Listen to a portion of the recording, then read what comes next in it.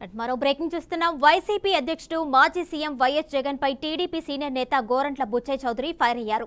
ఒక్క ఛాన్స్ అంటూ వచ్చిన జగన్ ఆంధ్రప్రదేశ్ రాష్ట్రాన్ని నాశనం చేశారని, నవరత్నాల పేరుతో ప్రజలను మోసం చేశారని ఆగ్రహం వ్యక్తం చేశారు. ధన్యవాదాలు తెలియజేస్తా ఉన్నాం. ఒక్కసారి అవకాశం ఇవ్వండి చెప్పి అధికారంలోకి వచ్చిన జగన్మోహన్ రెడ్డి విశృంఖల విధానాల ద్వారా రాష్ట్రాన్ని చిన్నాభిన్నం చేసి ఆర్థిక వ్యవస్థని నట్టేట ముంచి అన్ని వర్గాల ప్రజలకి తీవ్ర అన్యాయం చేసిన పరిస్థితుల్లో ఒక భయానక పరిస్థితి నియంత పరిపాలనలో ఉన్న విధానాలలాగా జరిగినది. దాన్ని ఎదుర్కొని పోరాటం చేసిన తెలుగుదేశం పార్టీ, జనసేన, బీజేపీ నాయకులకి, కార్యకర్తలకు అందరికీ అభినందనలు. మాట ఇవ్వటమే కాదు, నిలబెట్టుకోవడం ప్రధానం.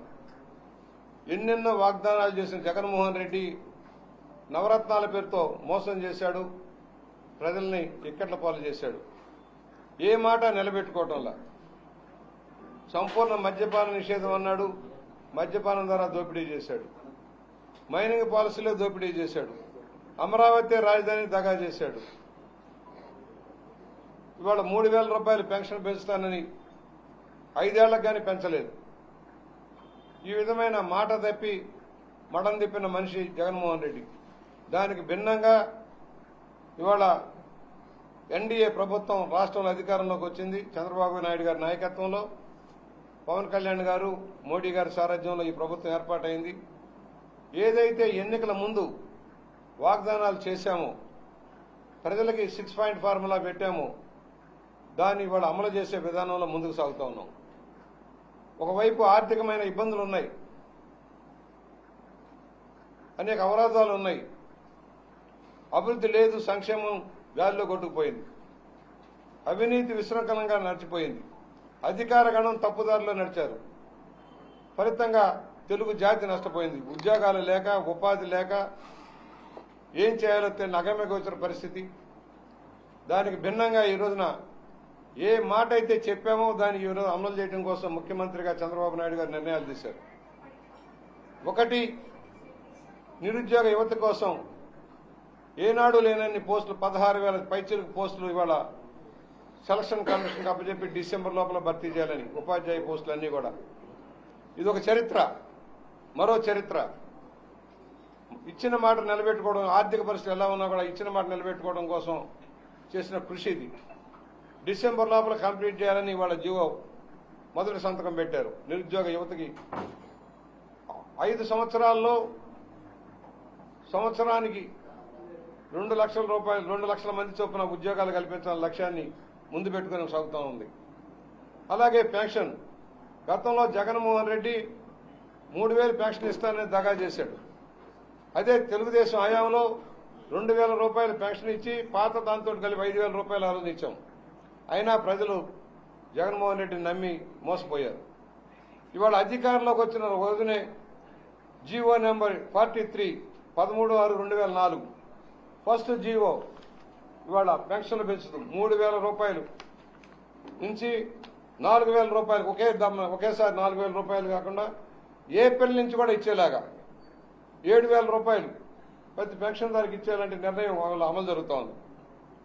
అలాగే వికలాంగులకు 6,000, అలాగే కుష్టి వ్యాధిగ్రస్తులకు కానీ, పూర్తి డిజేబుల్డ్గా ఉన్న వాళ్ళకి కానీ భారీ ఎత్తున పెన్షన్లు పెరిగాయి. 13 రకాల పెన్షన్లు ఉన్నాయి. 13 రకాల పెన్షన్లు కూడా ఇవాళ 66 లక్షల మంది లబ్ధిదారులు ఉన్నారు. అందరికీ దీనివల్ల లబ్ధి చేకూరిపోతా ఉంది. మాట తప్పలేదు, మడం చెప్పకుండా చంద్రబాబు గారి నాయకత్వంలో ఈ రోజున ఈ నిర్ణయం తీసుకోవడం జరిగింది. ఇవాళ దానిలో భారీ ఎత్తున ఉన్నాయి. ఇవాళ జీవోల ప్రకారం చూస్తే కొంతమందికి 15,000 రూపాయలు కూడా పెన్షన్ రాబోతుంది, కొంతమందికి 10,000 రూపాయల పెన్షన్ రాబోతుంది. కళాకారులకి అందరికీ కూడా ఇవాళ దీనివల్ల ఓల్డ్ ఏజ్ పెన్షన్స్, విడో పెన్షన్లు, వేవర్ పెన్షన్లు, toddy typers, fishermen, single women, traditional కాపులర్స్, transgenders, ART, డప్పు ఆర్టిస్టులు, పెన్షన్ టు ఆర్టిస్టు, ఇలాగా ఇన్ని రకాల పెన్షన్లు ఈరోజు అమలు అవుతున్నాయి.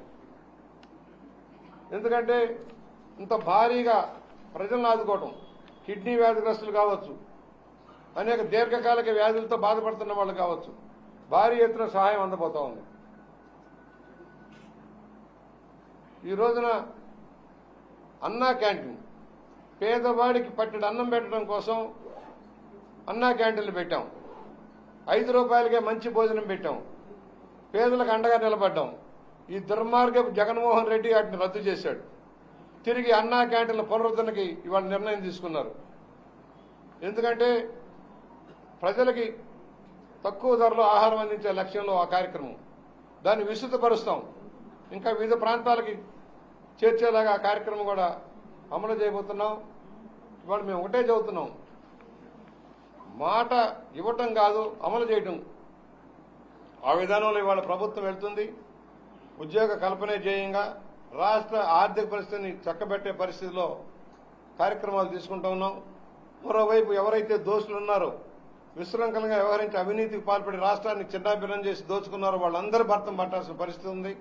దాని మీద కూడా జ్యుడిషియల్ ఎంక్వైరీ చేసి వాళ్ళ మీద చర్యలు తీసుకోవాలి. ఎందుకంటే దోషులు తప్పించకపోతే మరొకరు తయారవుతారు అలాంటి దోషులు లేకుండా ఉండాలంటే తగిన కఠినమైన శిక్షలు అమలు చేయాల్సిన అవసరం ఉంది.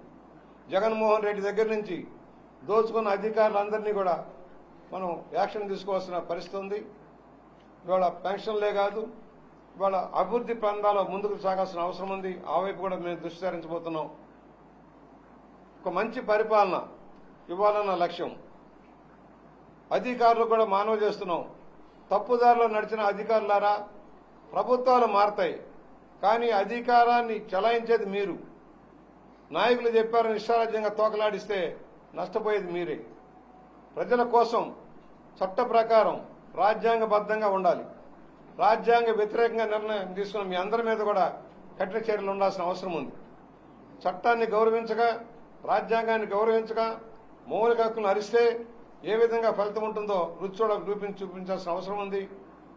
ఎందుకంటే మన దగ్గర కూడా చూసాం, రెవెన్యూ శాఖ ఏ విధంగా భూములను కబ్జా చేసిందో. భూములను కబ్జా చేయడం కోసం ఒక చట్టం తెచ్చింది ప్రభుత్వం. దాన్ని ఒక కలంపోటుతో రద్దు చేస్తా చంద్రబాబు గారి వాళ్ళు నిర్ణయం తీసుకున్నారు. ఎవరి భూములు ఎవరికో తెలియదు, ఎవరెవరు కట్టబెట్టారో తెలియదు. ఈ మధ్యకాలంలో మన జిల్లా రెవెన్యూ యంత్రాంగం కానీ అనేక జిల్లాల్లో కానీ ఏ విధంగా భూములు కబ్జా చేశారో ఒక దృష్టాంతం ఉంది. ఈస్ట్ గోదావరిలో కూడా రెవెన్యూ కలెక్టరేట్ మీద విచారణ చేయాల్సిన అవసరం ఉంది. చాలా భూములు అన్యాక్రాంతమైనాయి. చాలా మంది వస్తూ ఉన్నారు, మా భూములు పోయినాయి, ఎవరెవరికో పట్టాలు ఇచ్చేశారు, మ్యూటేషన్ చేశారని చెప్తా ఉన్నారు. సమగ్ర విచారణ చేయాలని మేము డిమాండ్ చేస్తున్నాం. అలాంటి కలెక్టర్ల మీద, అధికారుల మీద చర్యలు తీసుకోవాలి. ఎంఆర్ఓలు కానీ, బీఆర్ఓలు కానీ ఎవరైతే తప్పుడు డాక్యుమెంట్లు సృష్టించి అసలైన లబ్ధిదారులకు దగా చేసి కొంతమంది అధికార పక్ష నాయకులకు వత్తాసు పలికి తప్పులు చేశారో వాళ్ళందరినీ శిక్షించాల్సిన అవసరం ఉంది. అందుకనే మొదటిగా 4 ఫైల్ దస్తాల మీద సంతకాలు పెట్టి ఇవాళ అమలు చేస్తా ఉన్నాం. భవిష్యత్తులో ప్రజలకు అవసరమైన చట్టాలను రూపుదిద్దుతాం, సక్రమైన పరిపాలన అందిస్తాం, శాంతి భద్రతలు కాపాడతాం, గంజాయి లాంటి మహమ్మారి నుంచి, మత్తు పదార్థాల నుంచి విముక్తి కల్పించేలాగా కార్యాచరణ తీసుకుంటాం. రాష్ట్రానికి పేద ప్రజల బతుకుల్లో వెలుగులు నింపడమే లక్ష్యంగా, పేదరిక నిర్మూలనే లక్ష్యంగా అన్ని రంగాల అభివృద్ధి